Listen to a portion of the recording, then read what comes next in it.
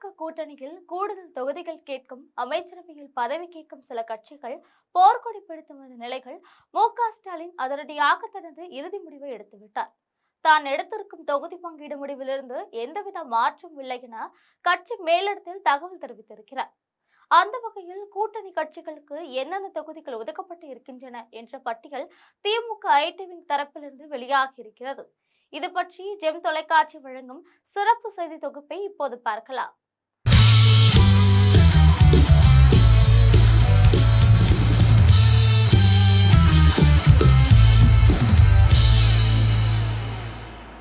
வருகின்ற சட்டமன்ற தேர்தலில் எடப்பாடி பழனிசாமி தலைமையிலான அதிமுக நேரடியாக 164 தொகுதிகளில் போட்டியிடுகிறது.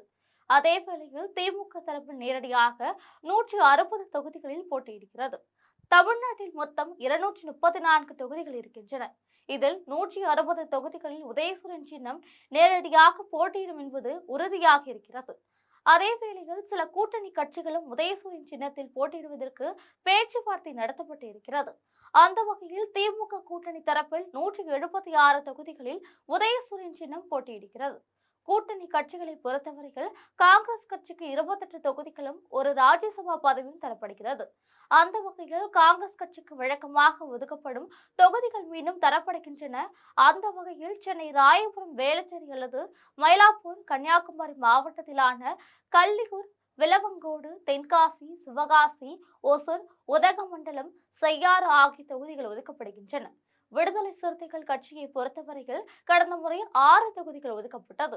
தற்பொழுது கூடுதலாக 2 தொகுதிகள் சேர்த்து 8 தொகுதிகள் ஒதுக்கப்பட்டுள்ளன. அந்த வகையில் காட்டுமன்னார் கோவில் செய்யூர் அரக்கோணம் வானூர் அரியலூர் கடலூர் ஆகிய தொகுதிகள் ஒதுக்கப்படுகின்றன. இதேபோல் புதிதாக கூட்டணி சேர்ந்திருக்கும் தேமுதிக கட்சிக்கு 6 தொகுதிகளும் ஒரு ராஜ்யசபா பதவியும் வழங்கப்படுகிறது. தேமுதிக பொருளாளர் எல்.கே. சுதீஷுக்கு ராஜ்யசபா பதவி வழங்கும் நிலையில் தேமுதிகவிற்கு விருதுநகர் மதுரை மத்திய தொகுதி திருமங்கலம் ரிஷிவந்தியம் கள்ளக்குறிச்சி சூலூர் அல்லது மேட்டுப்பாளையம் ஆகிய தொகுதிகள் ஒதுக்கப்படுகின்றன.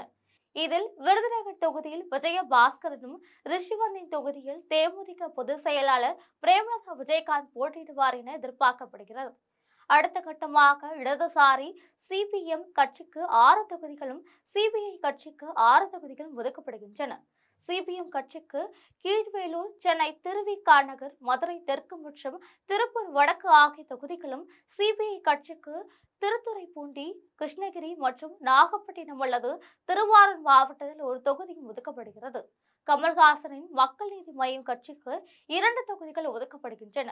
அந்த வகையில் கடந்த முறை கமல்ஹாசன் போட்டியிட்டு மிக குறைந்த வாக்கு வித்தியாசத்தில் தோல்வியடைந்த கோவை தெற்கு தொகுதியும் சென்னையில் விருகம்பாக்கம் அல்லது மயிலாப்பூர் தொகுதியும் ஒதுக்கப்படுகிறது. பிற கட்சிகளுக்கு 2 இடங்கள் ஒதுக்கப்பட்டுள்ளன. முஸ்லிம் மக்கள் தொகை அதிகமுள்ள வாணியம்பாடி மற்றும் கடிகநல்லூர் தொகுதிகளுக்கு முஸ்லிம் லீக் கட்சிக்கு தரப்பட்டுள்ளன. இவ்வாறு திமுக தரப்பில் எந்தெந்த கட்சிக்கு எந்தெந்த தொகுதி என்பது தீர்மானம் ஆகிவிட்டதாக தெரிகிறது. இதுபோன்ற அரசியல் பின்னணி செய்திகளை தெரிந்து கொள்ள ஜெம் தொலைக்காட்சியுடன் தொடர்பில் இருங்கள். நன்றி, வணக்கம்.